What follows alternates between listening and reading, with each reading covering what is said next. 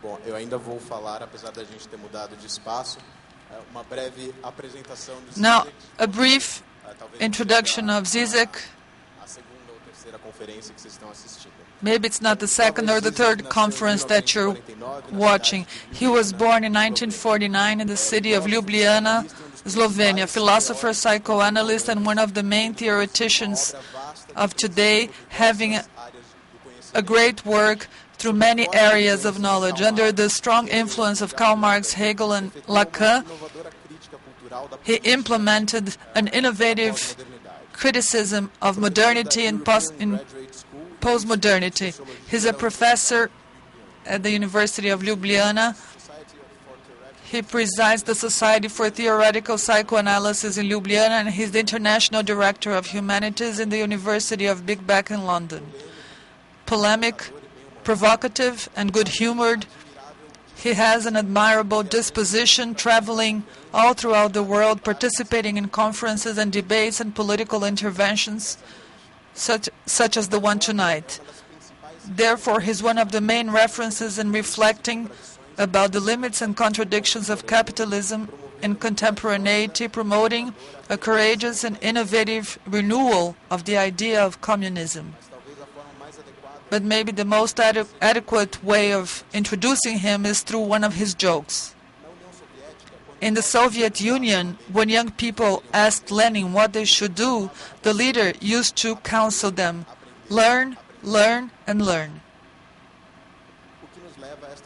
What leads us to this ancient Soviet joke? Marx, Engels, and Lenin are asked if they would rather have a lover or a wife. As it's expected, Marx, that was very traditional in his private life, answers a wife. Engels, a true bon vivant, chooses a lover. To the surprise of everyone, Lenin says, I'd rather have a wife and a lover. Why? Is there any hidden perversion behind the image of the austere revolutionary? No, Lenin explains. Thus, I could tell my wife that I'm going to meet my lover, tell my lover that I'm going to meet my wife, and then I could go to a calm place in order to learn, learn, and learn. Differently from many Marxists, Žižek doesn't believe that we know what's happening in the world and it would be enough for us to focus in making the people conscious and assume the power. He believes we don't know what's happening and we have a lot to study. I believe this has a lot to do with Žižek's work and the fact that we're all here tonight. I'd like to give the floor to Žižek.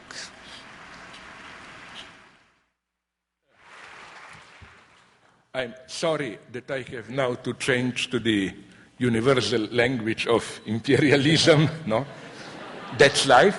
I must say I enjoyed very much this beginning of my talk, and it gave me the idea of maybe what would have been the most interesting conference, a kind of postmodern joke, just 8, 9, 10 introductions, and then maybe, if there is time, I give a short concluding remarks, you know.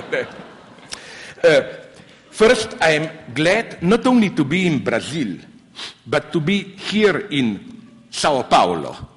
Because, as I like to emphasize, for me it's not the north of Brazil. They are lazy, they dance too much, all that samba, carnival. I like São Paulo, nervous, stressful, and so on.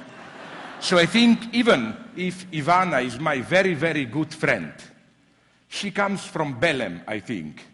She will need, when we take over, a little bit of re-education camp to make her more tough.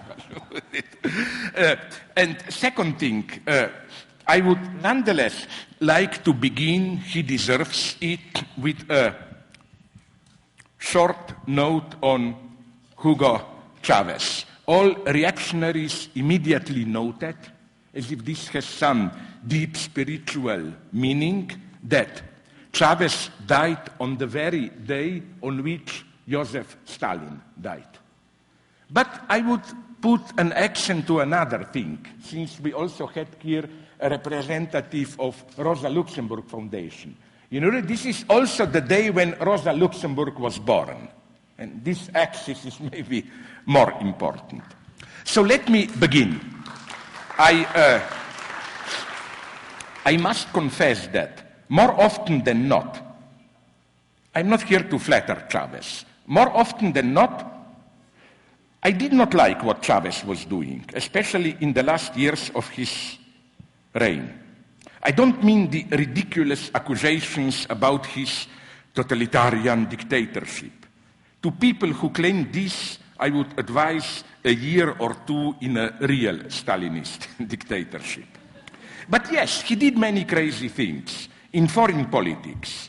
I will never excuse him for his friendship with Ahmadinejad and especially Lukashenko, the kind of Groucho Marx character who rules Belarus. In economic politics, I think that a series of badly improvised measures he enacted, which instead of really solving problems, rather consisted in throwing money at the problems to cover them up. Then there are maybe, I don't know, some cases of mistreating political prisoners, for which he was criticized even by his friend Noam Chomsky. Up to, last and also least, some ridiculous cultural measures, like, so I heard, prohibiting Simpsons on TV. But all this, let's be serious, pales into insignificance compared with his basic project, what he was engaged in. We all know that today, in our global capitalism, with its spectacular and deeply uneven development, there are more and more people who are systematically excluded from active participation in social and political life. The explosive growth of slums in the last decades, especially in the third world megalopolises, from favelas here in Rio, in Mexico City, through Africa, Lagos, Chad, India, China, Philippines, Indonesia. This is, I think, probably the crucial geopolitical event of our time. Since sometime very soon, maybe it already happened, the urban population of the earth will outnumber the rural agricultural population, and since slum inhabitants will compose the majority of the urban population, we are in no way dealing with a marginal phenomenon here. These large groups are, of course, nobody denies their existence, but here problems begin. These large groups are, of course, the favored objects of humanitarian care and charity of liberal elites. Recall the emblematic images, like the well-known photo of Bill Gates embracing a crippled Indian child. I think rich people today love to see this poverty and have these speeches like, oh my God, we live in our false affluence, but there are children there who die for unnecessary reasons, and we should do something about this. Even our capitalism is becoming charity capitalism. As I often repeat in my books, apropos the example of Starbucks, you know, charity is becoming a way of life. Like you go to Starbucks and they don't want to make you feel guilty for being a consumerist, no?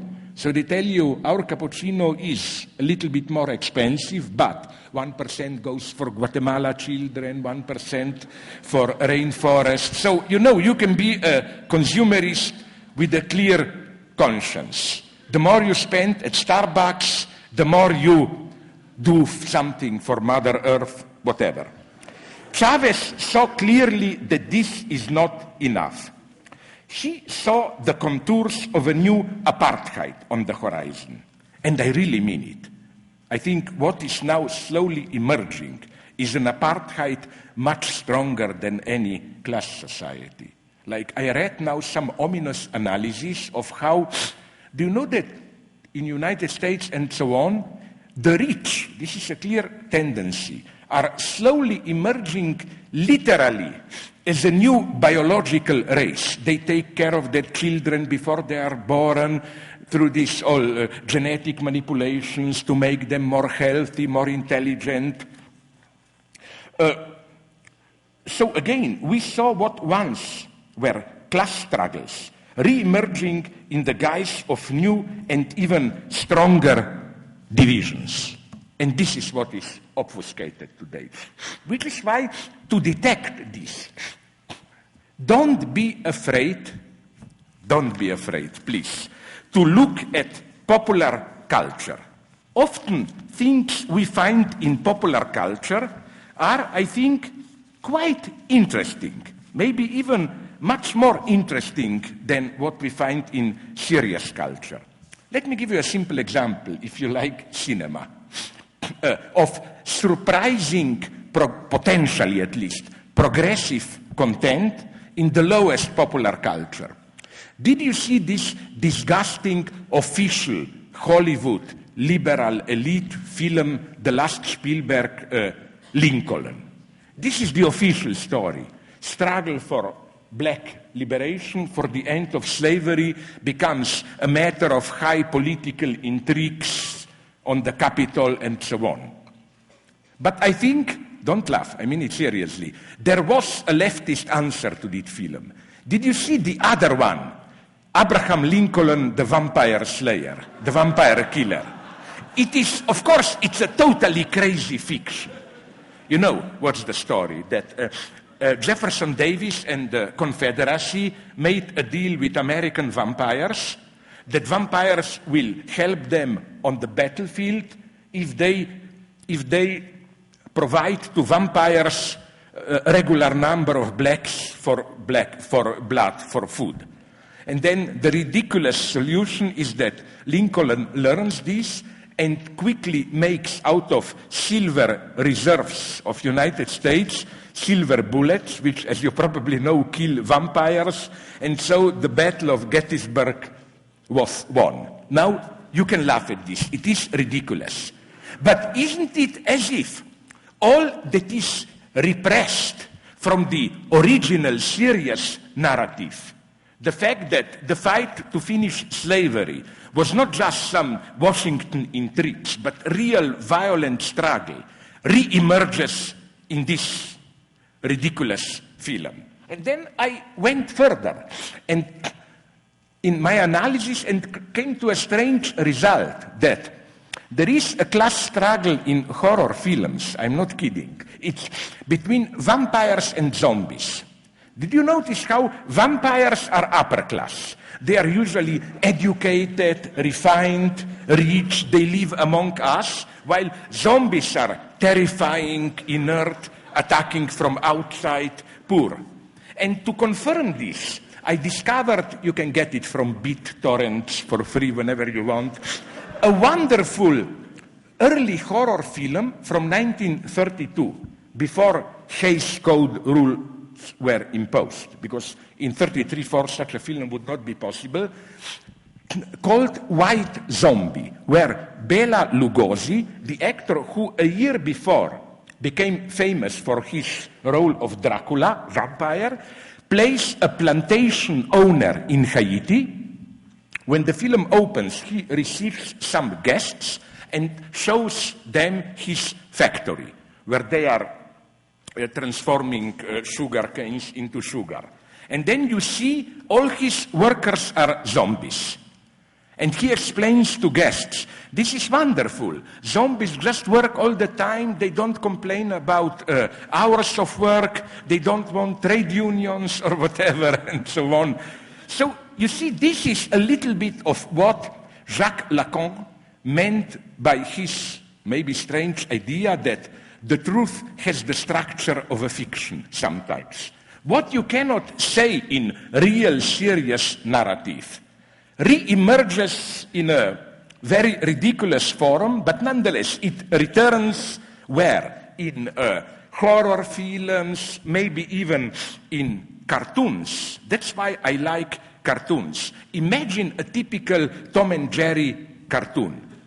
And try to imagine what happens there in a film with real actors. They lie to each other, they betray each other, they cut each other, can you even, it is as if the brutality of our competitive life, which as such cannot be directly represented in a film with real actors, you can do it in cartoons. So, okay, back to my point about Chavez and class divisions. Chavez did something great here. He was, I claim, the first who not only protected the poor, took care of the poor in the old populist Peronist style. He did not just speak for them, for the poor. He seriously, whatever his mistakes were, put all his energy into awakening the poor, effectively mobilizing them as active and autonomous political agents. He saw clearly that without the inclusion of all those excluded in favelas and so on, our societies will gradually approach a state of permanent civil war. And since I like films, I recalled, apropos Chavez, the immortal, maybe best line of a dialogue from Orson Welles' Citizen Kane.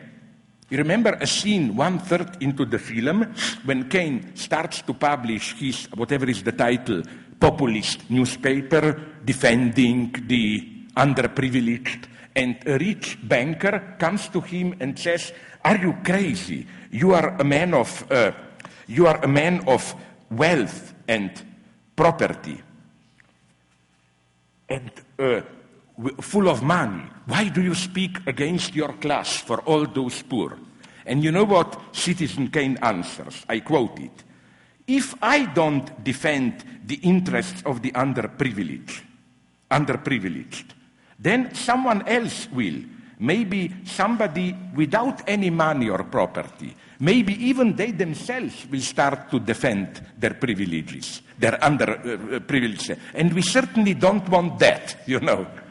This is what Chavez clearly saw.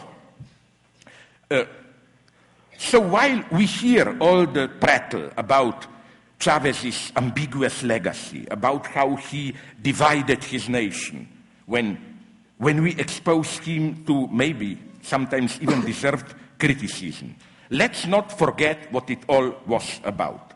It was simply, as they say, but they don't practice it in American Constitution, about the people, about the government of the people, for the people, by the people. Yes, he created a lot of mess, but with all his theatrical rhetorics, he was sincere. He really meant it. And when he failed, these are our failures. We don't have answers. So allow me to conclude this part in a slightly pathetic way, but I mean it very seriously, although it will sound sentimental. It really came to me that, you know, one of my friends told me that their father recently died, and their father, had a very strange disease. It exists, although it's rare, that your heart grows too large.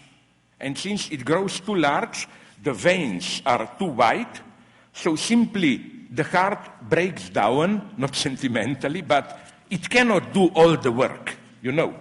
It's simply too much blood because of how wide it is, and because it's too big a heart, it cannot do it. Well, my dream is maybe Chavez did not die of cancer, but really of having too big a heart in this sense. So, my God, you know, again, I'm not saying let's celebrate him, let's brutally criticize him if necessary, but as one of us. So, what would be the legacy of Chavez? Can he serve as a model also outside Latin America? Here, the situation is getting critical, especially now in Europe. And I think this is, for me, a kind of a symbol of what left can and cannot do, especially in so-called developed countries.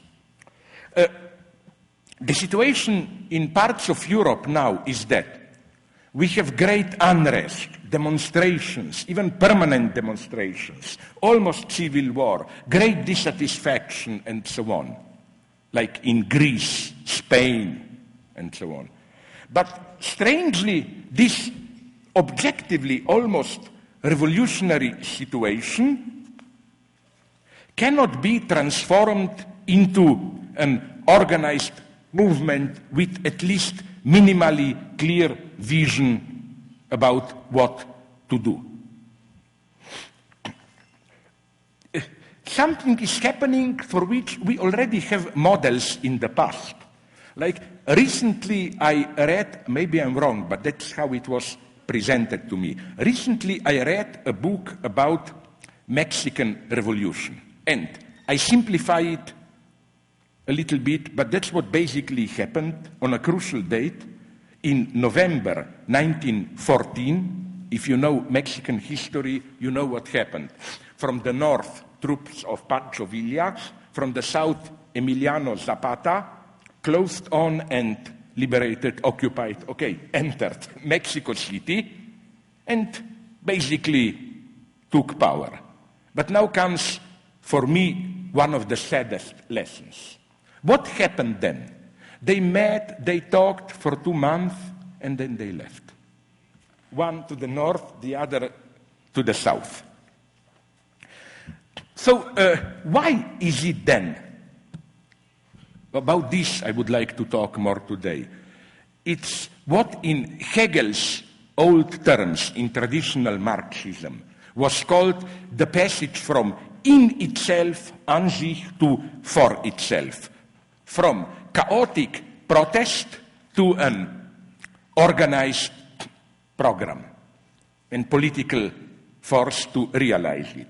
Why doesn't this happen? Now, probably, if you are friends of Tony Negri and other, let's call them Deleuzian revolutionaries, you will say, but that's what is great about today's protest movements, that precisely they are, you know the jargon, self-organized multitude, molecular, no longer hierarchic structures with an authoritarian leader, and so on and so on. I doubt this easy answer. First, the model of this celebration of multitudes is the idea, of course, of local, so-called local democracy and active participation of citizens. The idea is we don't need high centralized organization, we don't need people who know and about what ordinary people do or need and tell them. We don't need leaders, we don't need centralized power. We need active citizens meeting, debating, learning through mistakes, what they really want, what to do. Okay, of course, there are situations when, and these are magical moments, when this happens. But let me tell you something, and I'm here telling you this to provoke you. It will be problematic probably for you. If I look deeply into my heart, and I think that the great majority of people, I don't despise them for this because I'm with them here, would agree with this. I'm sorry to tell you, but I wouldn't like to live in a society in this permanent state of mobilization, you know, where all the time I had to go to meetings, active participation, and so on and so on. I want somebody, state or collective organism, whatever we call it, to do invisibly its work, to create a kind of a network which allows me just to do the creative or less creative things that I want to do. That's my first problem. My second problem about leaders. No, people don't want. People don't know what they want. It's not that we intellectuals know. We probably know even less today. But I claim that there is in every authentic revolutionary process something very similar to what in psychoanalysis we call transference at work.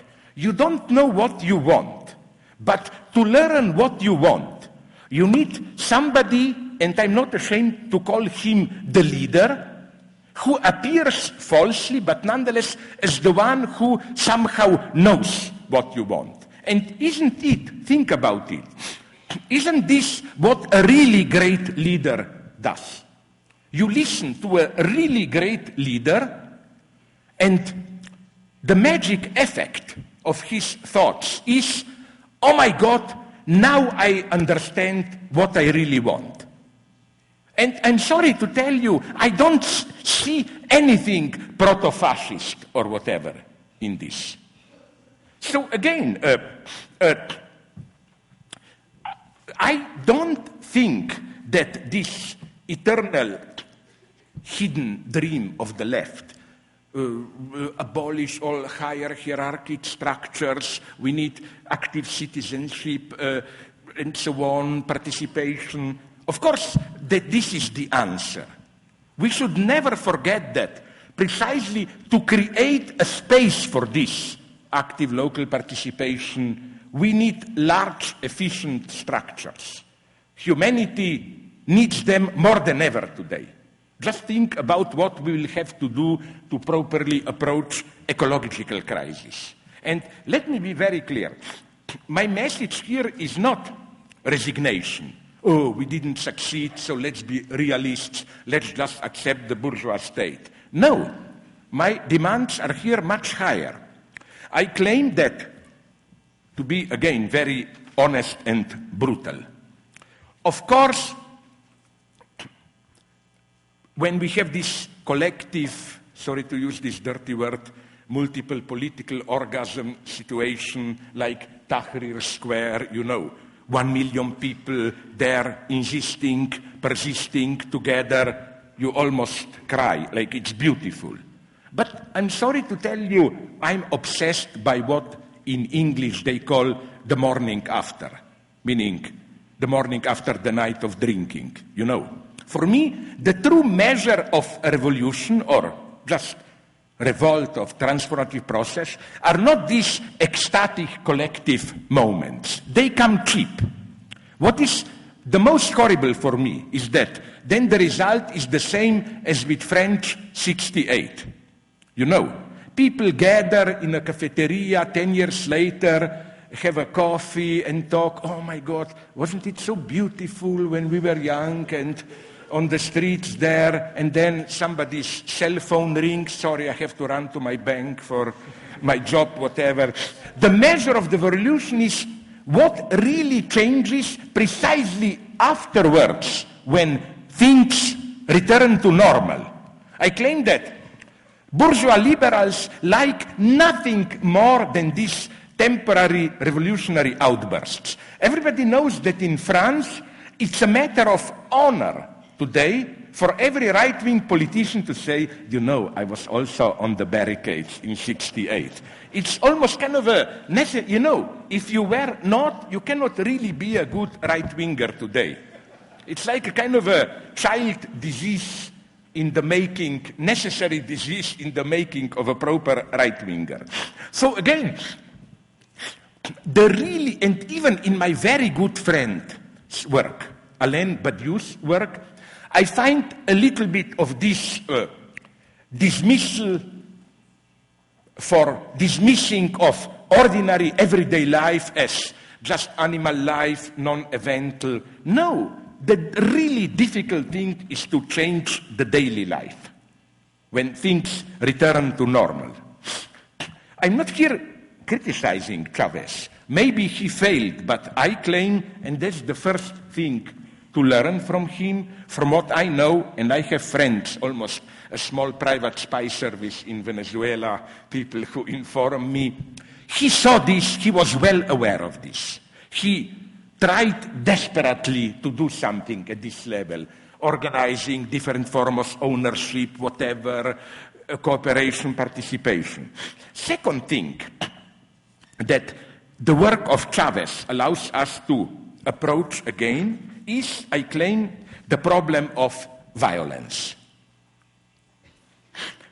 First, we should demystify violence, not in this cheap pseudo-leftist sense, it depends which violence and so on. No. What I want to say is that when we criticize the 20th century left for its excessive violence, as it is usually done by critics of Stalinism, the usual mistake is to focus on violence, like, oh, Stalin was wrong, killing millions. Of course he was wrong, but it's extremely stupid, I claim, to say Stalin was otherwise okay, just he made a mistake here. No, something must have been wrong in his basic project, that in order to impose it, he had to have recourse to violence. In this sense, for me, brutal physical violence and terror is ultimately always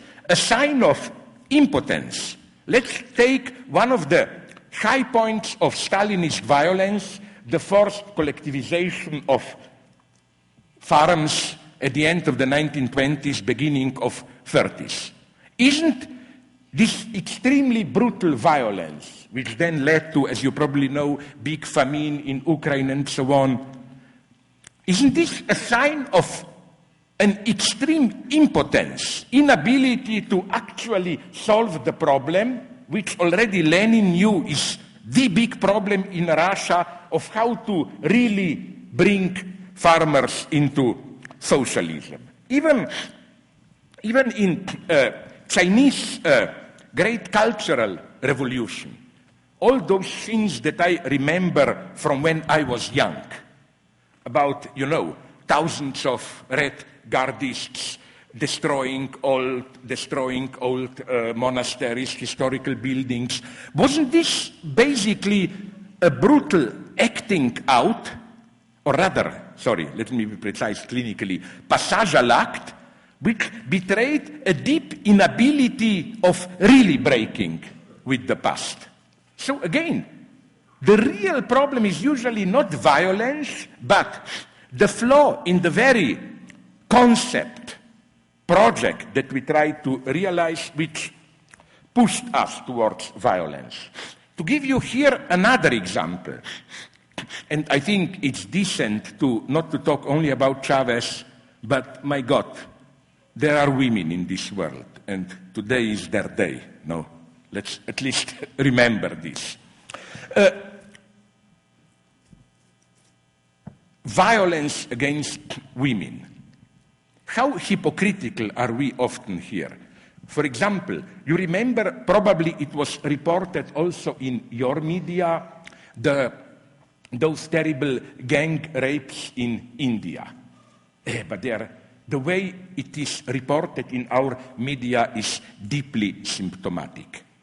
My friend, the Indian novelist, who is very much to the left, supporting Naxalite Maoist rebels, and this is another thing you don't learn in our media. You know what's happening now in India? There are almost 1 million armed Maoist rebels fighting for local tribal people who are the big victims of the ongoing modernization of India. What I want to say is that how all our media were full of these stories, but as Arundhati Roy immediately noticed, why?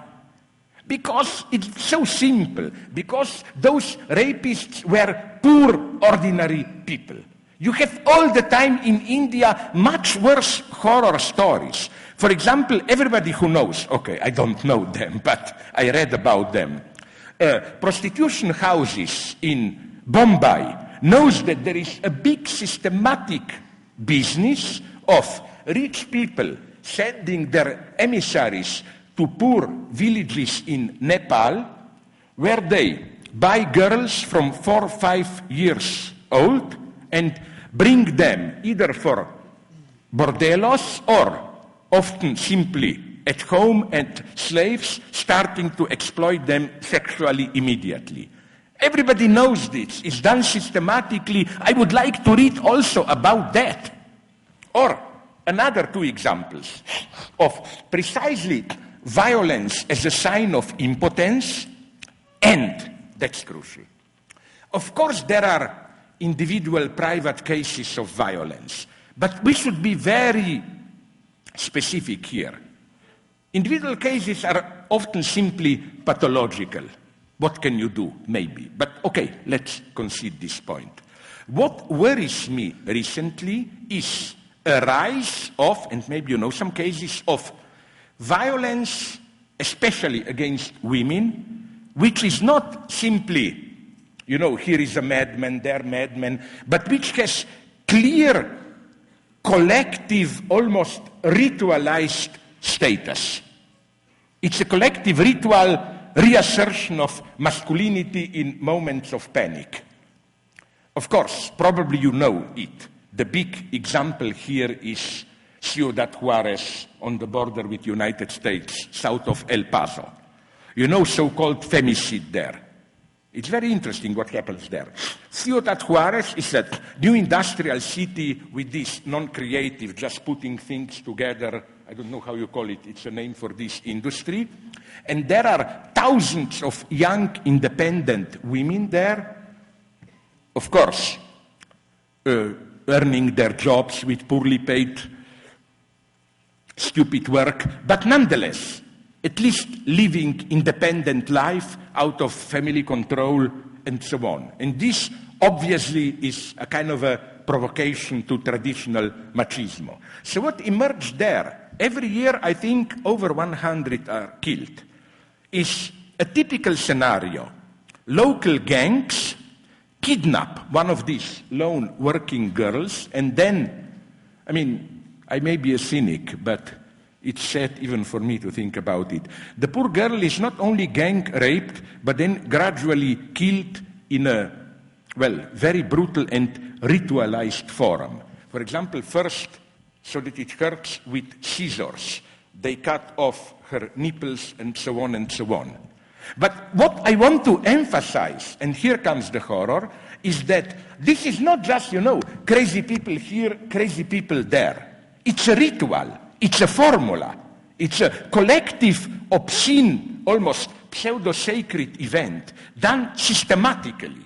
And the saddest thing, as you can expect, is that what police does, if you report this, because these gangs are often connected with the police, is that they call social workers who systematically try to reinterpret these cases as cases of local family violence. That girl was killed, or probably her father was a drunk, and so on, you know, systematically obliterating this collectively ritual case. Now you will tell me, okay, I'm a white Western racist. I'm again picking of Mexicans.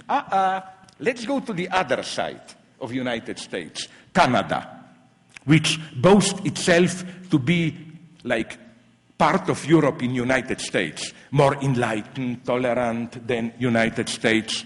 Exactly the same phenomenon, much less reported, because it's easier to attack primitive Mexicans there. I have a friend in Vancouver, west of Canada, which boasts to be the most liberal, progressive American city.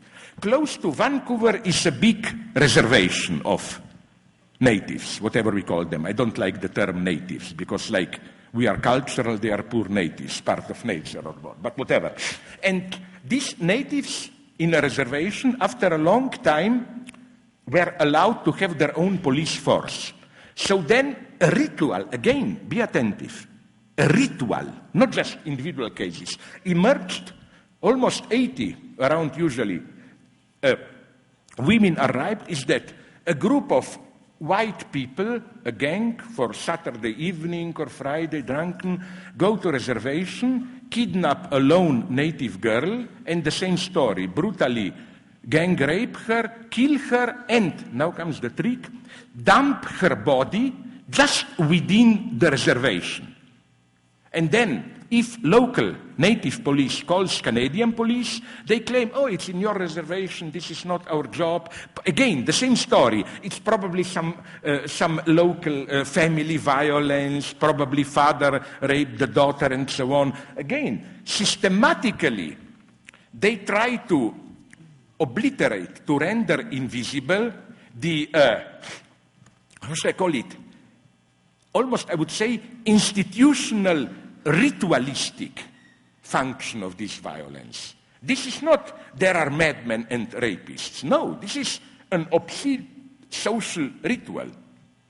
And I think that the biggest element in this series are, I don't know how it is with you, but in Europe, pedophilia in Catholic Church. It's absolutely not true, as church representatives claim in Europe, that, okay, what do we want? We are not perfect. There are pedophiles everywhere.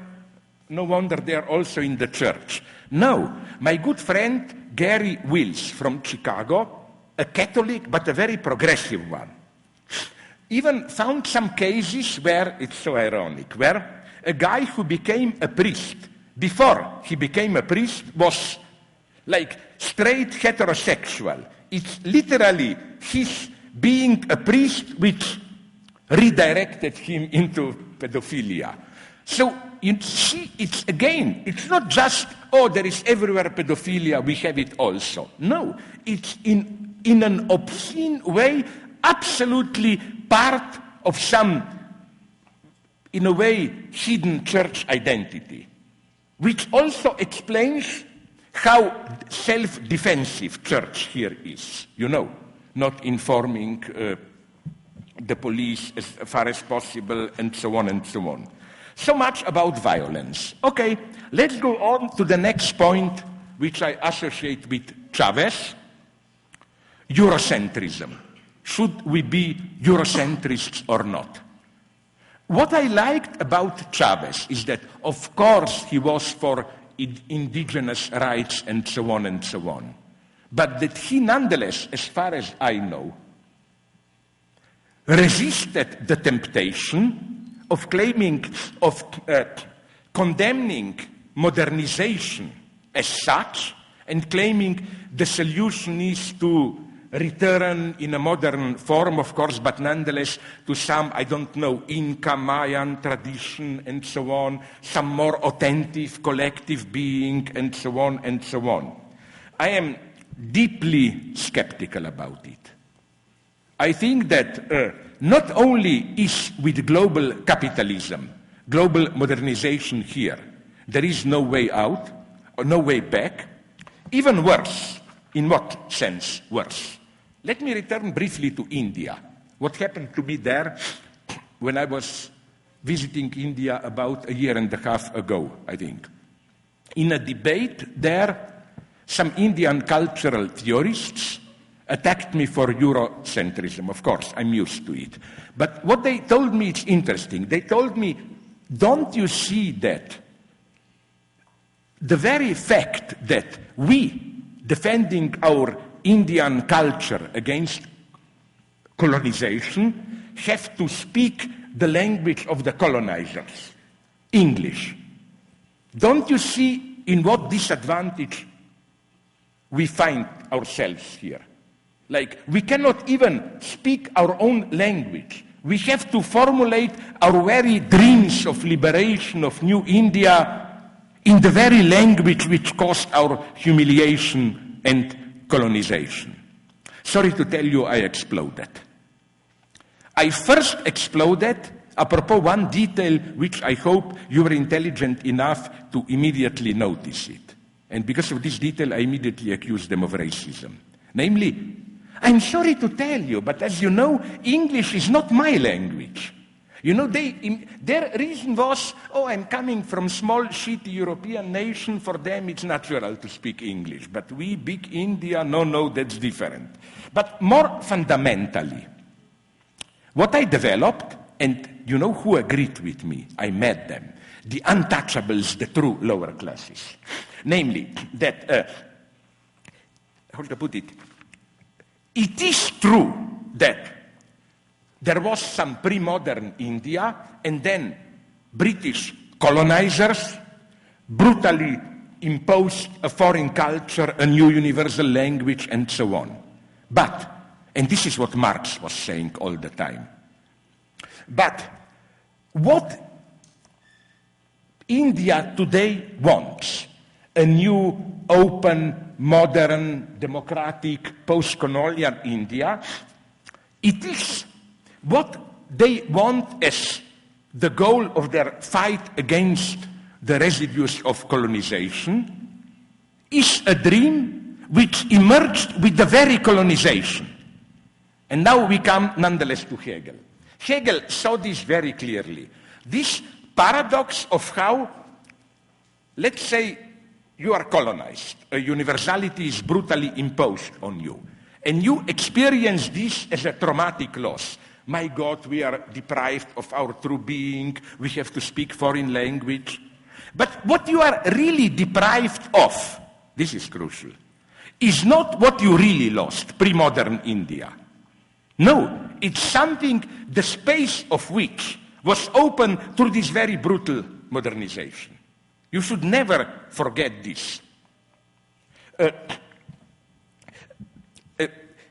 Let me give you another proof.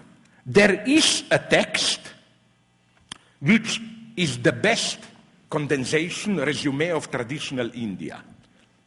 It's called The Laws of Manu, a detailed description of caste system, all it, blah, blah, blah. You know what's the irony, as I learned from my friends there? This book, The Laws of Manu, was half forgotten in traditional India and so on.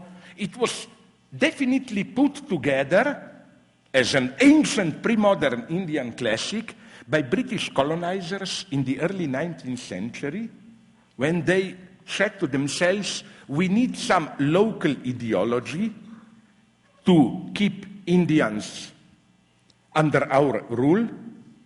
Contrary to what people think, imperialists were always multicultural. They definitely didn't want the majority of the colonized to become like them. No. They, even in a hypocritical way, they loved their authenticity.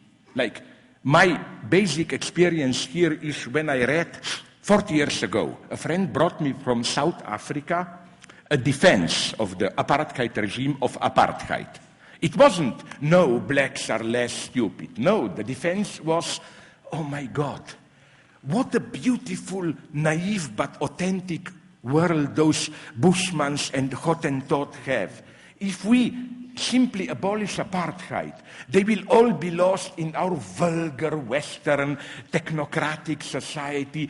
We need them in their difference to remind us of our own alienation, of how a much more authentic relationship to nature is possible, blah, blah, blah, all that. That's why, in spite of all his compromises, I admire Mandela, that he never fell into this trap of returning to some original roots. You know that even another of my heroes, the black fighter in America, if you saw the movie with Denzel Washington, Malcolm X knew this. You know, X means he has chosen, Malcolm X, to stand for the loss of roots. We don't have father's name. We miss these traditional roots. But his point was not, oh, now we must return to some African roots. No, the genius of Malcolm X was that he saw this X, we lack roots in tradition, as the chance of a new universal liberation. Okay, maybe we cannot agree with him, I don't. He found this in Islam, no? As a universal religion where it doesn't matter if you are black or not. And the last point, let me go nonetheless a little bit into philosophy here. What Hegel saw clearly here, and I admire him for this, is again how, I quote here from Hegel's logic, in Logic of Reflection, he introduces a wonderful term. He calls it absoluter Gegenstoß, absolute recoil, or counterpunch, if you want. The idea being that a thing doesn't precede its loss, but a thing emerges only through its loss. And, okay, to return back to this English language and in India, I claim that the illusion of putting the blame on English language, like English language prevents us from really spontaneously expressing in our own way our dreams, is that here I'm a Lacanian and also Hegelian. I claim and this is the big lesson of psychoanalysis, but every language is like this. Every language, if there is a lesson of Lacan, is that there is a fundamental gap between human subject and language. As we should put it, it's not enough to say like Heidegger, language is the house of being. A Lacanian should add, language is a torture house of being. Which means what? That, and here I quote in this big fat book, the Austrian writer who got a Nobel Prize, Elfriede Jelinek. I don't like her very much. She's too dirty for me. I'm a conservative. But she had a wonderful idea. In one interview she said, language by its nature is lying. We have to torture language to make it say the truth. Now, when I said this at one talk, somebody attacked me with this humanist stupidity, saying something like, but when you start to torture language, you end up torturing people. No, my point is it's exactly the opposite. You have a choice here. You either torture language or you torture people. Now you will say, I'm crazy. What do I mean by this? I tell you, look at all poetry. Isn't poetry the greatest torture machine you can imagine? Just imagine to write a sonnet. What you have to do, cut words short, squeeze them, and so on. Poetry is a torture machine of language. Even in cinema, I developed this in my book. Take Eisenstein, what he does with images. The whole language of his montage of attraction is a language of cutting, torturing, synthetically, artificially bringing it together. Now you will say, yeah, but that's Eisenstein. What about the other line? Rossellini, Tarkovsky, which is more passive organic, not active participation, but passively just let it be. No, I claim it's another form of torture. Tarkovsky. Did you see his last film, Sacrifice? The first shot, camera for 7 minutes slowly approaching a tree. We have a name. I think I forgot what. It's bloody, it's, the name, how do you call it, the torturing machine, which you are on it and then it stretches you. You know what I mean, no? Yeah. So I think that then the debate between Tarkovsky and Eisenstein would be which way it's better to torture images, no? Eisenstein would say, cut him. No, Tarkovsky would say, stretch them. It's more painful. It works better. What I mean, quite seriously, is that, again, there is a fundamental violence in language here. So, to conclude slowly, I would like to apply this Hegelian idea of what he calls absolute recoil. How? Something emerges through its very loss, or to put it in another way, as Hegel put it, when we think we are returning to some roots, we are effectively creating in the very return what we are returning to. And I can tell you that my country, Slovenia, is a great example of it. We returned to our roots through national constitution in late 19th century. Of course, it was all invented at that point. And it's quite incredible, Eric Hobsbawm, the great British Marxist who just now, a year ago or when, even less, died, I hope it's translated here. If not, then Ivana, you have an order to publish it.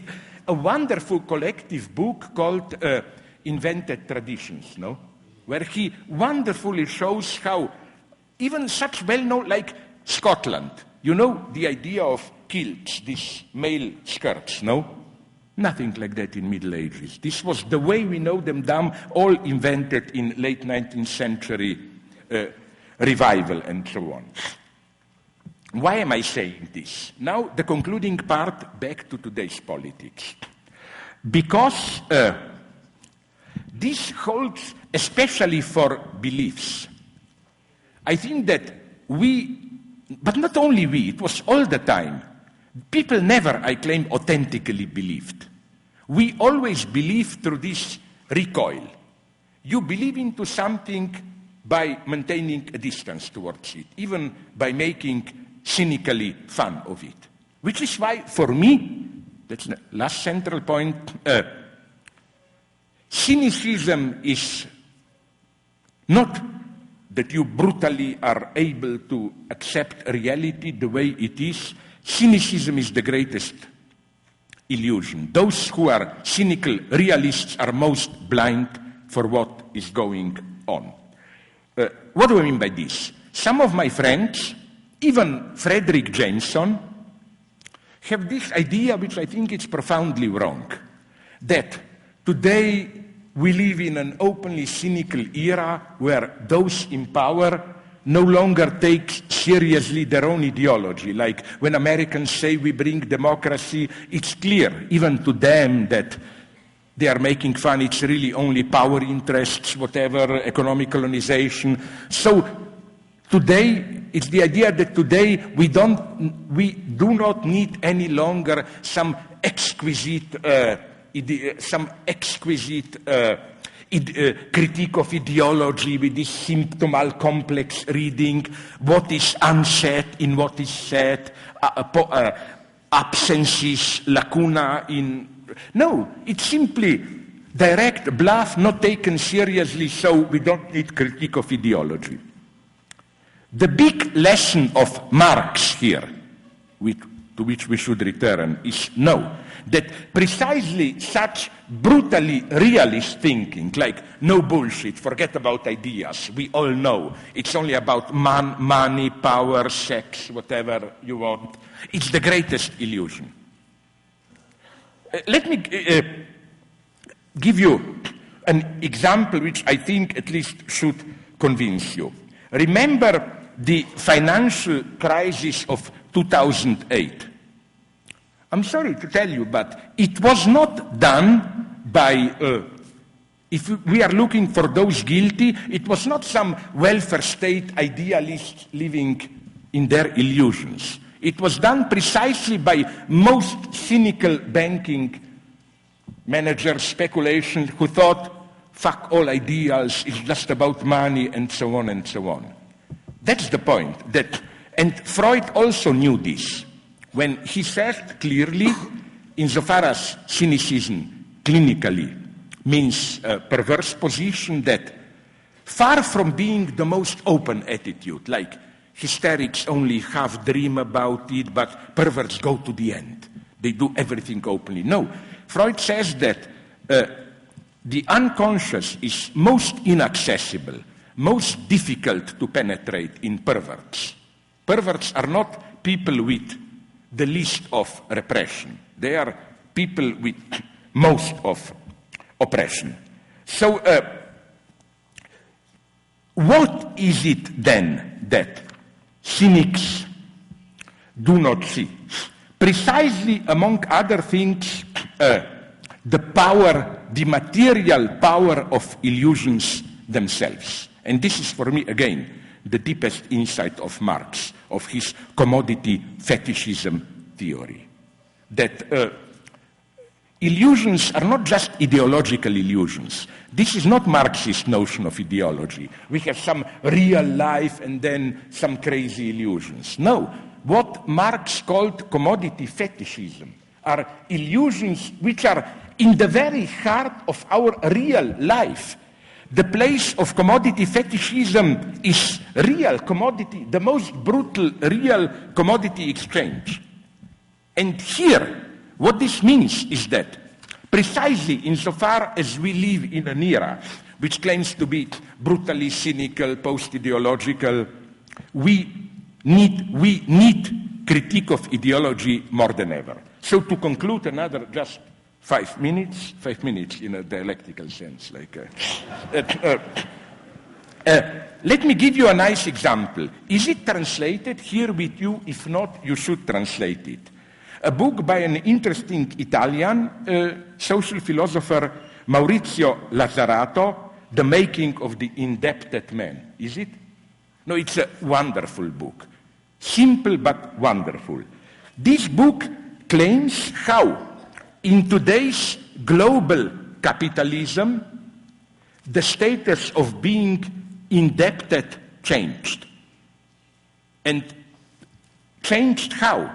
So that what we are witnessing today, and this is ideology at its purest, is that the fact that if we poorer people want to be consumerists, all have to be, you describe me how they do it in Brazil here, all have to be indebted. This is in spontaneous ideology conceptualized as, the term is entrepreneurship of the self. Like the idea is, big or small, we are all capitalists. In what sense? Like, I'm a poor guy and I have to decide, will I go on drinking or will I, with great pain, put some money aside and invest it into my education? They claim, you are entrepreneur of yourself, this is your decision to invest into yourself in this way, and so on and so on. So that the idea is that the debt functions like capitalist investment. Let us say, I want my children to be educated, so it's really as if a small capitalist enterprise, I get indebted in order to invest in them. So you see the ideological beauty of this operation. All of a sudden, it doesn't really matter, okay, somebody has a big factory or whatever, I have nothing, but this is just a matter of where the decimal comma is. Basically, we are all capitalists investing. The other thing that Lazzarato shows very nicely is how this logic of being indebted and investment serves as a wonderful way of ideological control. No longer do we need old ideological oppressive machines and so on.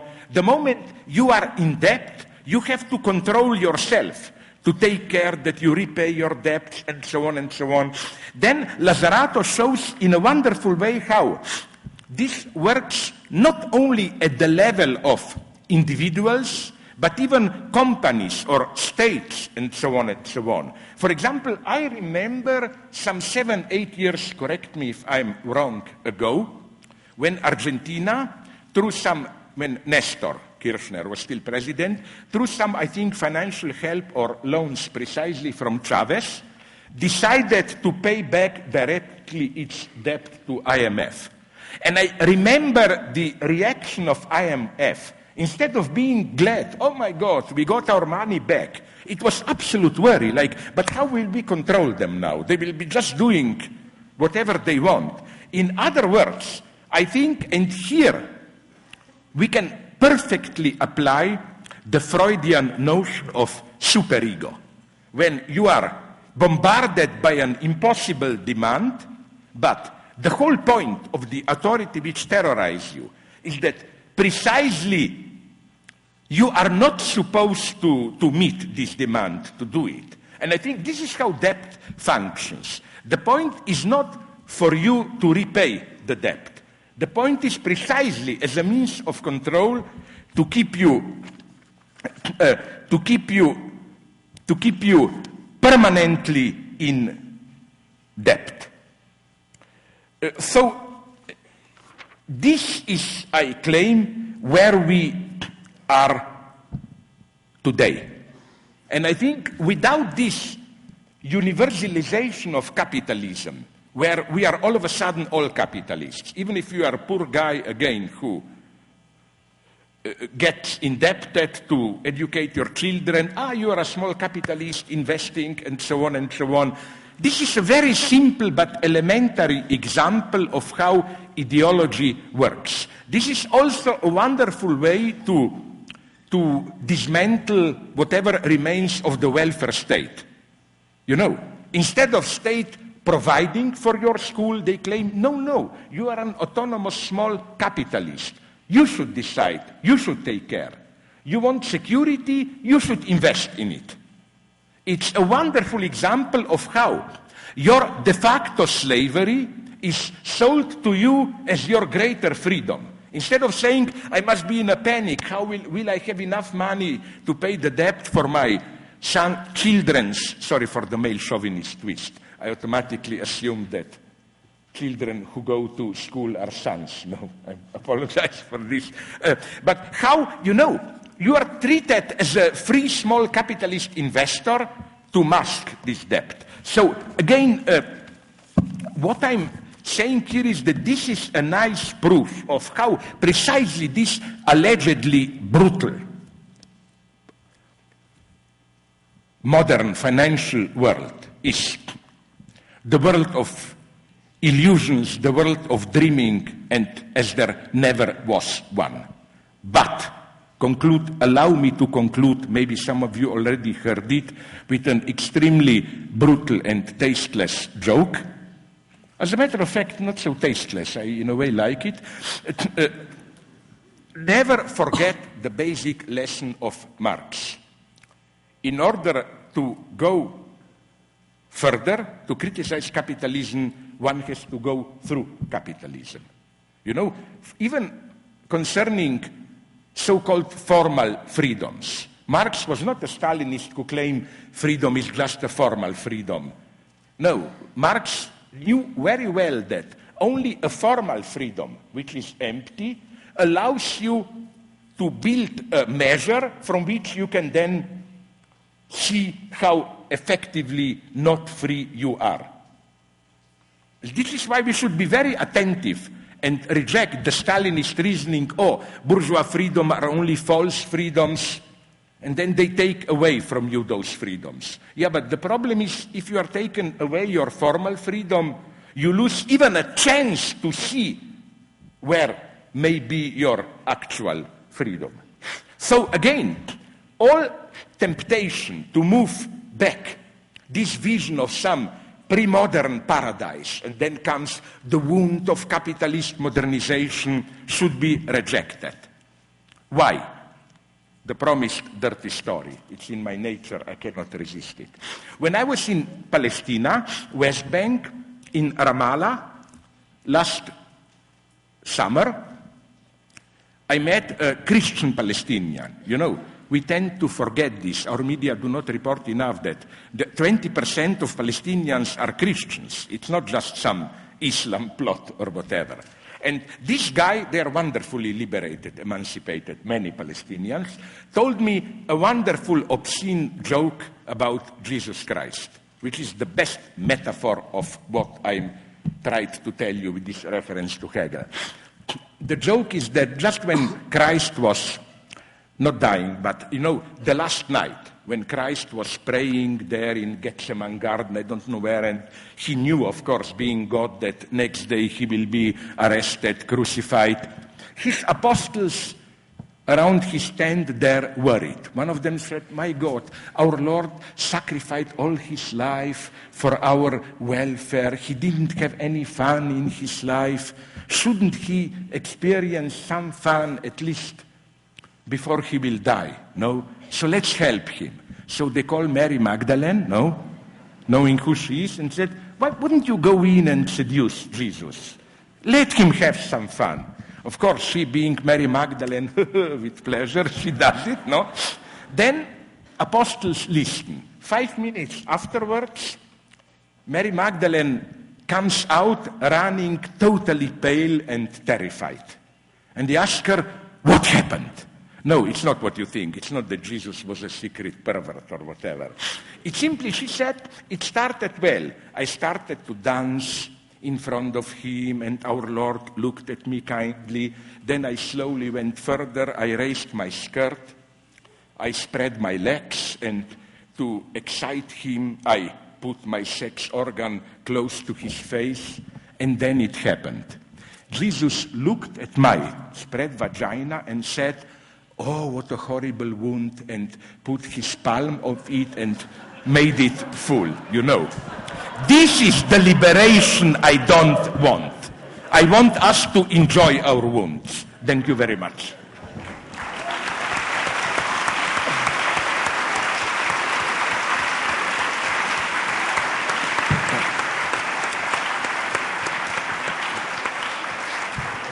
Now you will do, I think, he's my good friend, Kim, because he knows how to organize debates in a Stalinist way. which means you are all free to ask questions, but then, unfortunately, there is not enough time, so you must put written questions, and he does his censorship. No, he is my friend. Bom, queria convidar, então, quem tiver questões por escrito para enviar aqui pelo pessoal. Probably, as a good Stalinist, he wrote himself. Most. You mean for translation? Okay, so that you don't have to say it twice, no? Okay, definitely. Bom, tem uma primeira aqui que eu já vou fazer, enquanto também vem as outras, que parte do livro que o Slavoj veio lançar, Menos que Nada. Based on the book that Slavoj is launching, Less Than Nothing. Traz In Less Than Nothing, you bring the não image de Marx, leitor de Hegel, of a Marx mas reader de of Hegel, leitor de but Marx. of a Hegel reader of Marx. Zizek... I'd like to suggest Žižek to speak about it. I would love to. Yeah, but, my God, read the book, which I find this joke wonderful. It's called Less Than Nothing. Well, it certainly doesn't wait less than nothing. No. It is a close reading of Hegel, even some new stuff like quantum physics.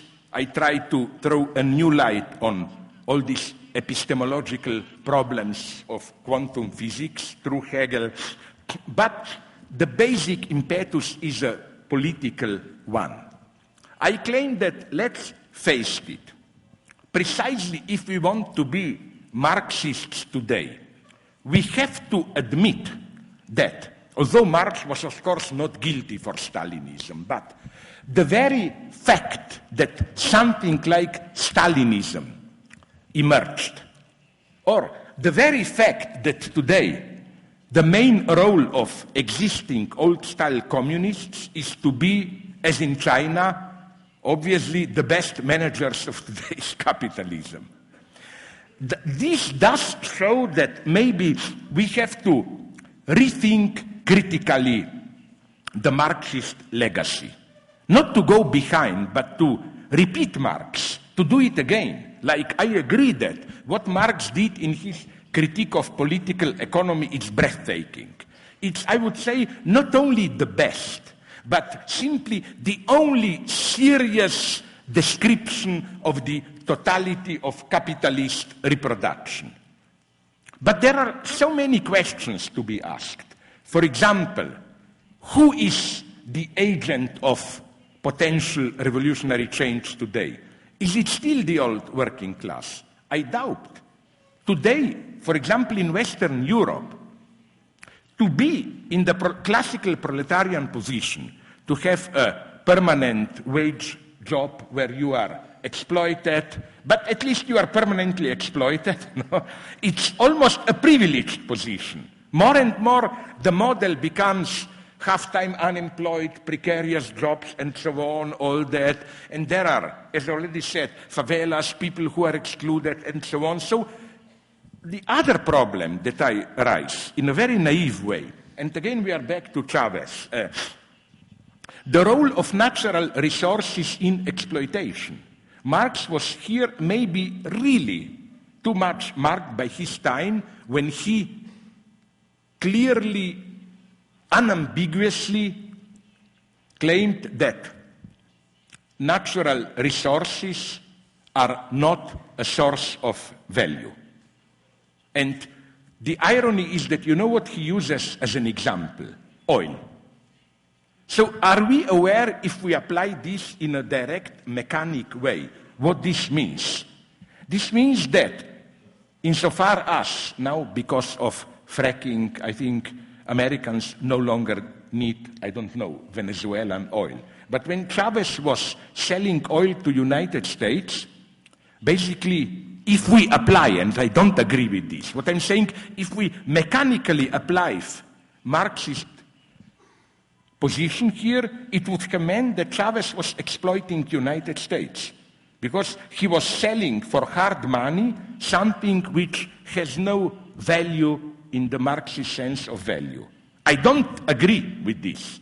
I'm just saying that all these and the problem raised by Tony Negri. Sorry? Sorry, please, make it. He's working for the USA. Who? Me? I don't know. Who is working for the USA? Can you? I'm interested in this. I didn't get it. Who is working for the USA? Me or who?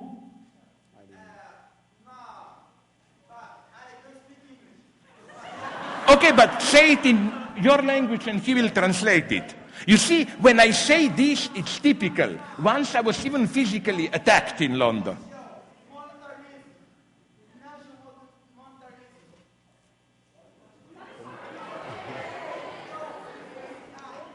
What monetarism? I'm well aware of.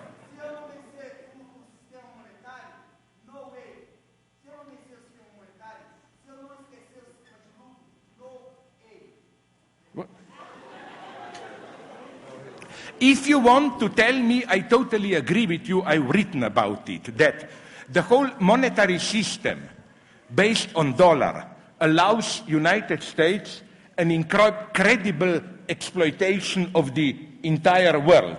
I refer in my book, I think that Boitempo was kind enough to publish The Year of Dreaming Dangerously to... What? No. What? Sorry, okay, I mean, somebody should What I'm saying is that I'm well aware of all the monetary mechanisms, how United States de facto functions today as what a good Greek economist called Varoufakis, I think, calls Minotaur. Like, do you know that for the last 40 years, from Nixon era, United States need to function $1 billion per day from other countries.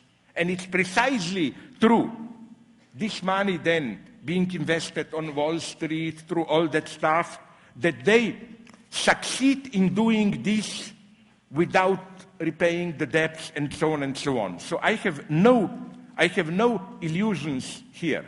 What I'm only saying is that, and I follow here my good friend Frederick Jameson in his short book on Capital. Did Boitempo also publish it or will?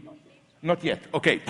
Where Frederick Jameson says the same thing when he emphasizes how it is absolutely crucial today to rethink, change, and expand the notion of exploitation.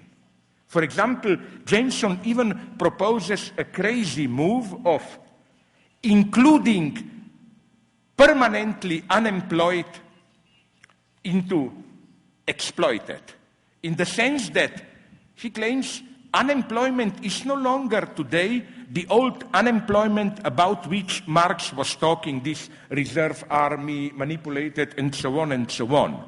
More and more, the whole strata, the whole groups are getting permanently unemployed.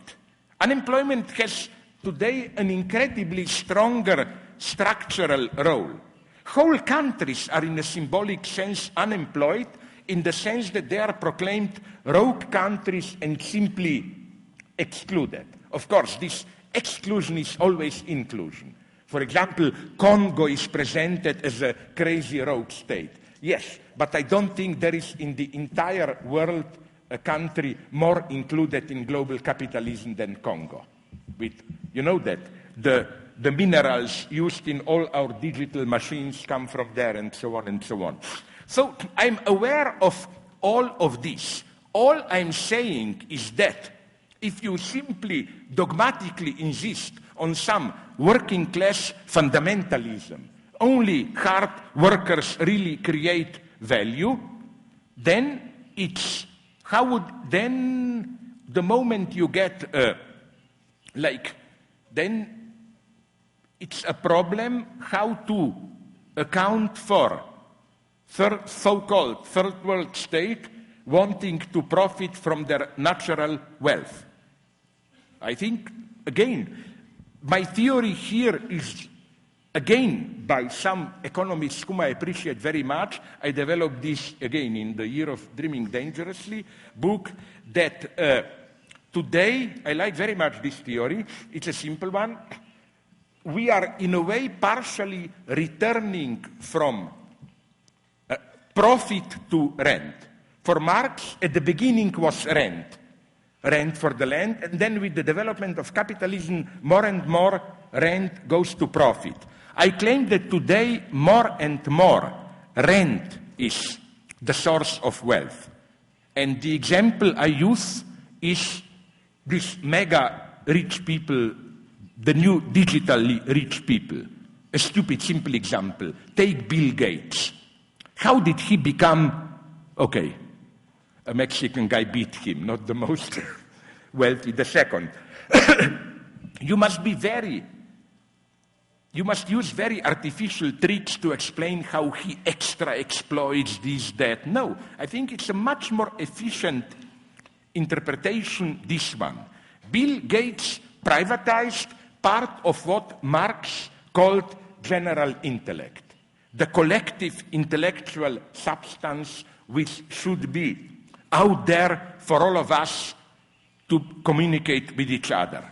We are paying Bill Gates a rent so that through internet and so on we can communicate with each other. It's the privatization of what Marx called collective substance of knowledge. It's rent in its form. That's all I'm saying. Let's remain Marxist, of course, but let's, my God, do what Marx himself would have definitely insisted, and what he, up to a point, already saw. Back to the question, nonetheless, I got a little bit lost now.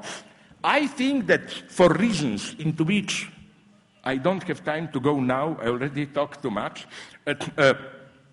that maybe we should risk philosophically returning to Hegel a little bit, in the sense, in the precise sense in which I claim at some precise level maybe Hegel was more materialist than Marx. Hegel was not a crazy idealist who thought, oh, out of my brain I can develop everything that exists. No. Hegel precisely was much more open to the contingency of historical development. That's why Hegel prohibited too much dreaming about the future. You know, when he says it's not for us to look forward.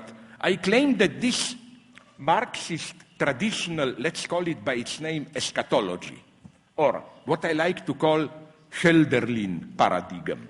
Hölderlin, the German poet, you know, whose most famous line is endlessly quoted by Heidegger, wo das Gefahr ist, wächst das Rettende auch. Where the danger is the greatest, there also salvation potentially arises.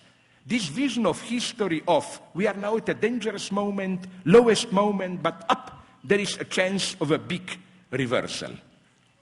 And Marx has this, for example, in Grundrisse, how proletarian position is the greatest alienation, but the chance for liberation. I think that our situation is much more adequately described in Hegelian terms. We had a great attempt of liberalization in the 20th century, communism and so on. It failed, but how to avoid the conclusion, oh, so we should do nothing, become cynics, and so on. Hegel has a much more tragic position. Hegel's position is, it has to fail the first time. The problem is precisely not to lose hope after the first failure. If you like popular cinema, then my comparison would be I don't like him especially, but here he wrote a good book, the American philosopher and cinema theorist Stanley Cavell, who wrote a wonderful book on comedies of remarriage. You know, there are many of them with Katharine Hepburn or Hitchcock. Comedies whose story is this one. You have a couple who are first passionately in love, they marry. Then, of course, when the first bliss is over, they divorce. They meet again, and, you know, only the second time when they really get to know each other, it's the true authentic marriage. Like that. You have to marry twice to the same person, of course, to have the real marriage. Maybe something similar, sorry for the obscenity of the comparison, goes for authentic revolutionary process. First, it has to go wrong, and then it's the true test, if you go on, then.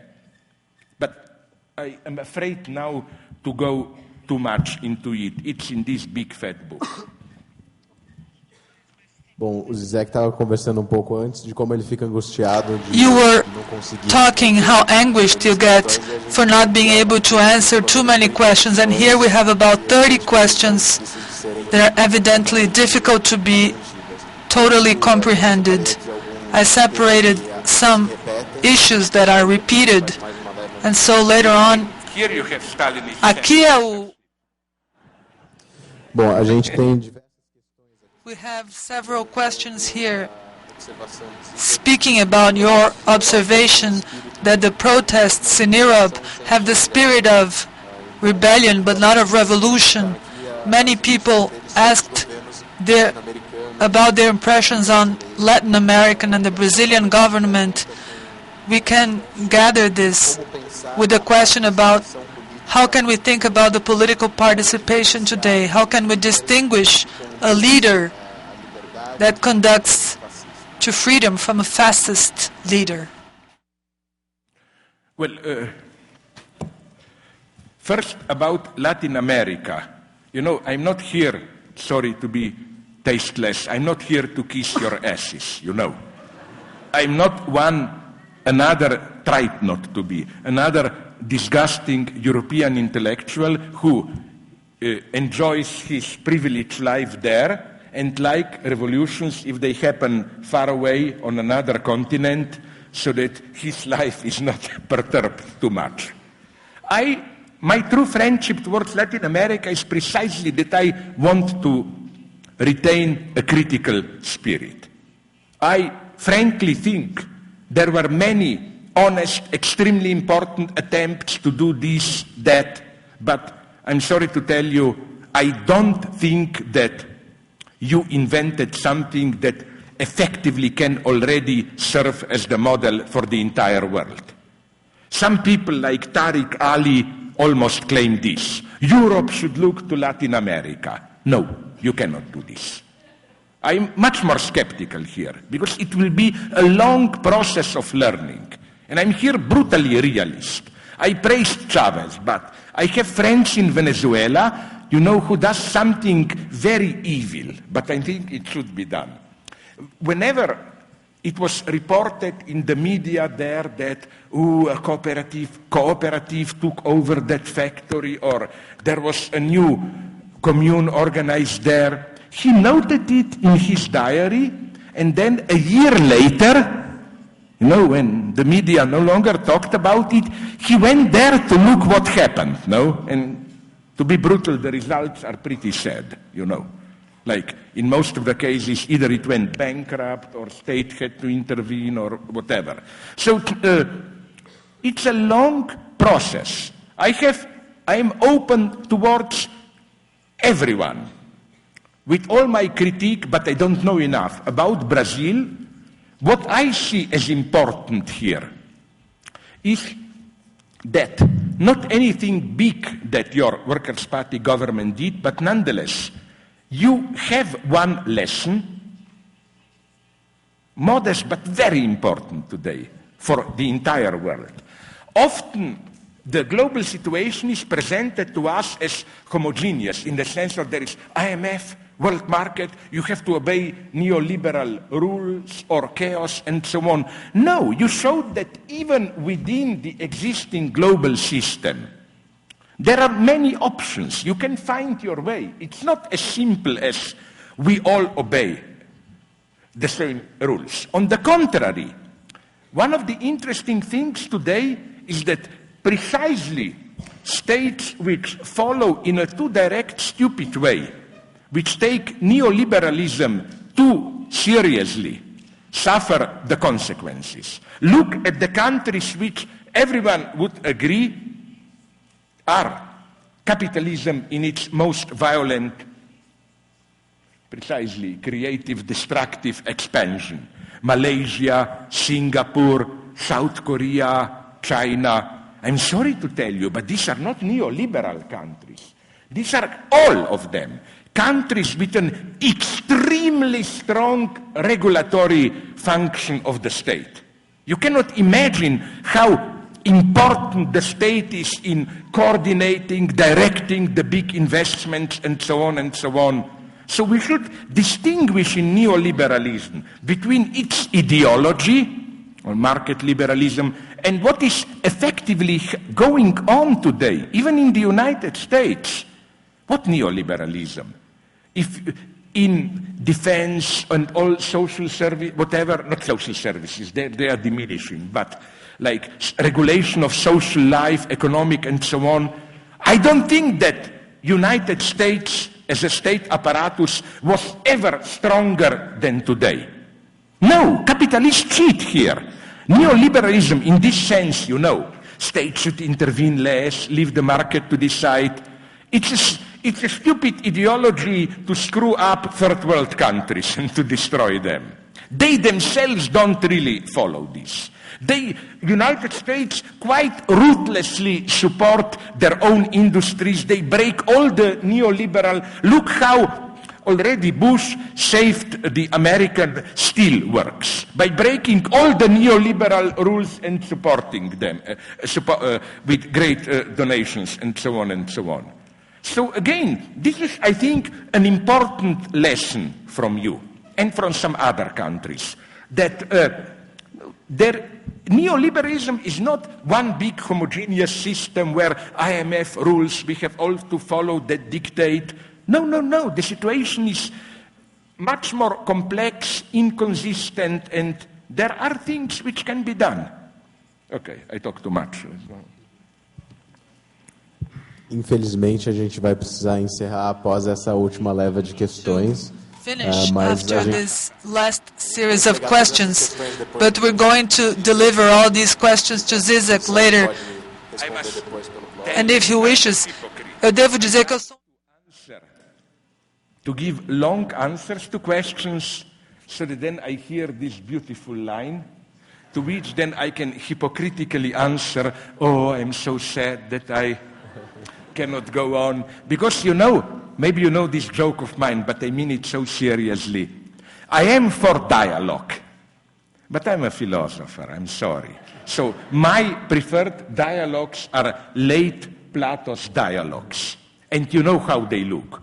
One guy talks all the time, and the other guy says every 10 minutes something like, by Zeus, so it is Socrates, or whatever, Sorry, I'm a totalitarian philosopher. And I'm quite serious here. In philosophy, don't bullshit me with dialogue. Tell me one philosophical dialogue which really worked in the sense that it was not a misunderstanding. It's clear. Aristotle totally misunderstood Plato, or later.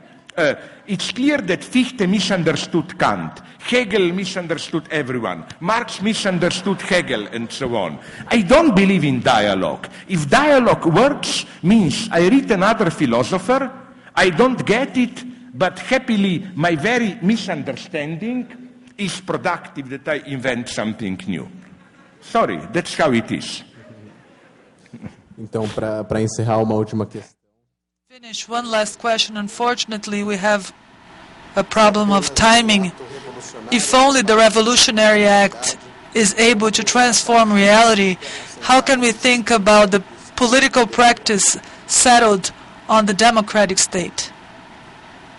The big problem here, and I don't want to go into it now, is what do we mean by democracy?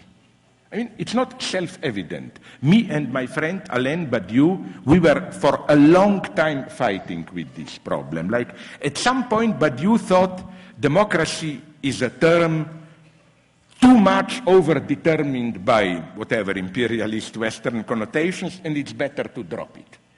But then he encountered this problem with what to replace it. For some time, Badiou played with the notion of justice, and he quickly came to see that it's even worse. I mean, everyone is for justice.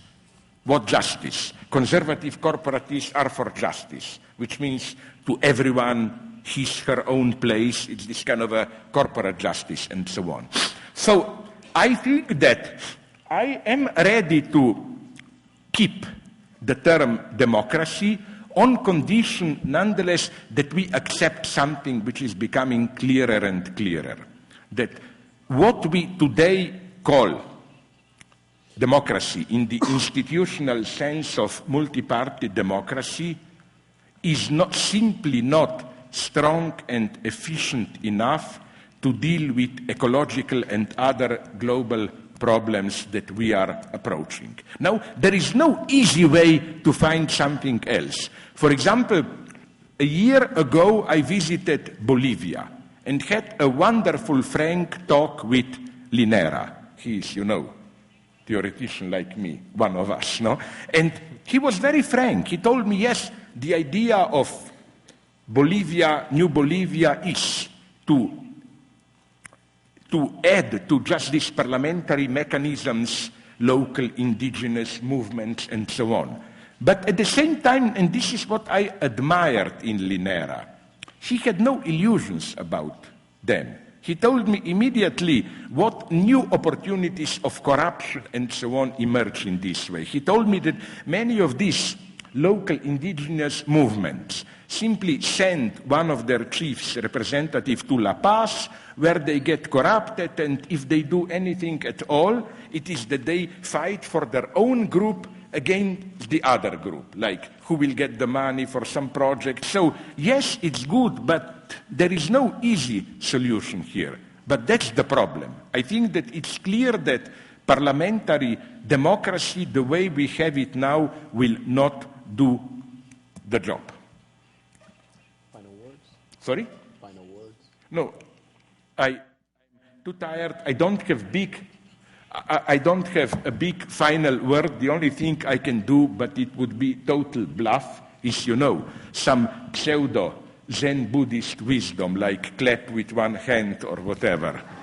Okay, I can be hypocritical and say, but this is a lie. I just wanted to make you start thinking.